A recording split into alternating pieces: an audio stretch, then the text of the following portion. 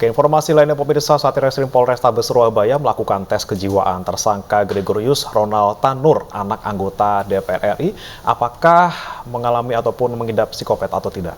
Ya, sementara polisi melibatkan ahli pidana dan dokter forensik untuk menganalisa adegan dalam rekonstruksi dan juga gelar perkara di lokasi kejadian yang diduga ada unsur kesengajaan tersangka melindas korban.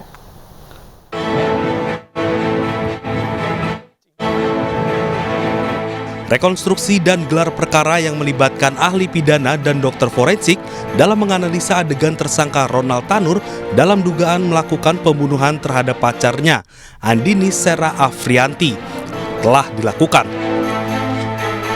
Hasil rekonstruksi dan gelar perkara ditemukan ada perbuatan tersangka yang diduga ada unsur kesengajaan untuk menghabisi pacarnya, yaitu pada saat sang pacar lemas di samping mobil tersangka, justru tersangka tancap gas hingga tubuh korban terlindas.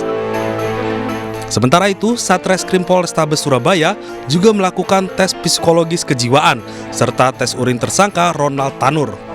Tes kejiwaan tersebut untuk mengetahui apa yang melatar belakangi tersangka sampai tega berbuat sadis terhadap kekasihnya Dini Sera Afrianti. Seluruhnya ada 60 adegan kemarin di 5 titik, ya 5 titik rekonstruksi di KTV, lift, kemudian di basement, kemudian di apartemen Orchid Tanglin dan di Nasos.